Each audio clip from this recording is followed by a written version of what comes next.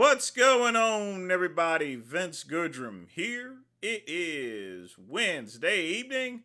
Reason for the video is, I've seen Greg Doucette's video and I've seen my good friend John Bravo's video about Joey Swoll. I guess Joey Swoll's name is running out there. People are all upset. People got torches and pitchforks and stuff trying to get on him. And the great one was a little bit curious as far as to why were people upset at Joey Swoll. So first off, I wanted to wait until the end of the day. I went ahead and had my shower, washed my ass.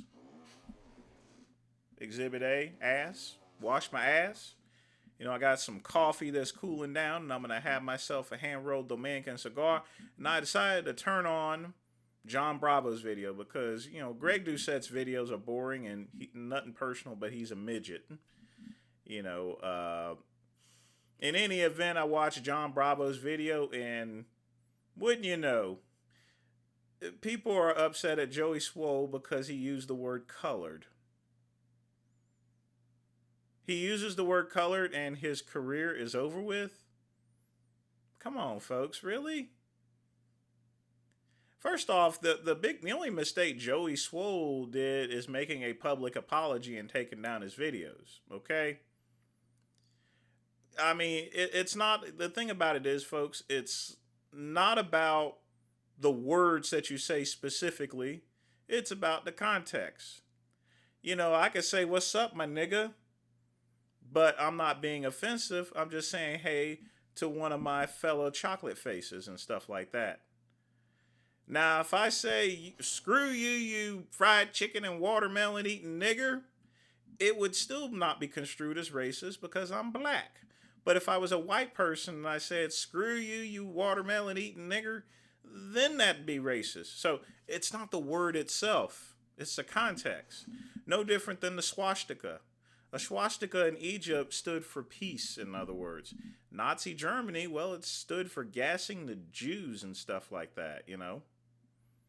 So, as far as Joey Swoll is concerned, you know, I heard the word colored, but I listened to the entire message as far as to what he was saying, and I get it.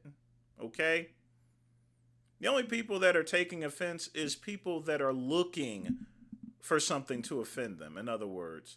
That's the thing about liberals. They look for something to offend them. And if they can't find it, then they'll just go and make it up. It's sort of like that cultural appropriation where, a white person goes and gets some dreadlocks and some monkey goes and starts beating on them just because they're wearing dreadlocks saying you stole that from black folks.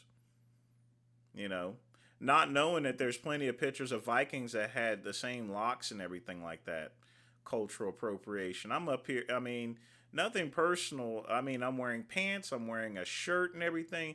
Do you see me with a dashiki or a loincloth or something like that, wearing sandals, throwing spears at gazelles and stuff like that? I mean, seriously, there's no such thing as cultural appropriation. I'm an American, okay?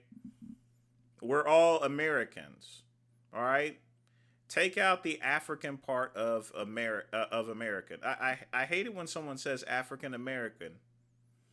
I've never been to Africa before. I have no connection to Africa other than there's other people that look like me over there. But guess what? There's plenty of people that look like me over here. Okay? And there's plenty of people in Australia that look like me too. All right? So getting back to the picture, as far as Joey Swoll is concerned, his career is not over, but he should not have apologized. Not to all those colored people out there or to the liberal white people out there. He should stand his ground. Now, as far as Hulk Hogan is concerned, he was a son of a bitch. All right? You can love him or hate him there. But at the end of the day, Joey Swoll is right. He inspired a lot of people to lift weights. He inspired the great one to lift weights. You cannot deny that. You could love Hulk Hogan, but you can hate Terry. All right? You get my point there? You could love Hulk Hogan, but you can hate Terry. So y'all get off Joey Swoll, okay? I mean, his career is not over, John Bravo. His career is not over, Greg Doucette. John Bravo, you my nigga, but come on, man, really? His career ain't over with. You know, And this is a lesson to all you other white people out there. Stand your freaking ground. If you feel that your convictions are right, stand your ground. All right. I mean, sometimes you have to make a strategic retreat, but then other times you got to dig in. It's like Iwo Jima. You don't run, you dig in. Dig some trenches, hunker down, stay there, fight. All right. That's what Joey Swoll should have done. He shouldn't have apologized. They're not going to. I mean, the thing about it is, and I know these liberal people, they're not going to accept your apology, Joey. It doesn't matter whether you apologize to them or not. You're just appeasing them. They're going to still keep coming after you. Fuck them, seriously. But your career's not over. You're fine. You have every right to celebrate the life of Hulk Hogan. No different than Mel Chancey or Dave Palumbo or anything. You either love him or hate him. Me personally, I like Hulk Hogan, but I hate Terry. And that's perfectly fine with me. That's the way I see it. But that's all I got to say for right now, folks. Be sure to like and subscribe to the Vince Goodrum channel. Click the link below. Also visit vincegoodrum.com. And as always, peace and soul.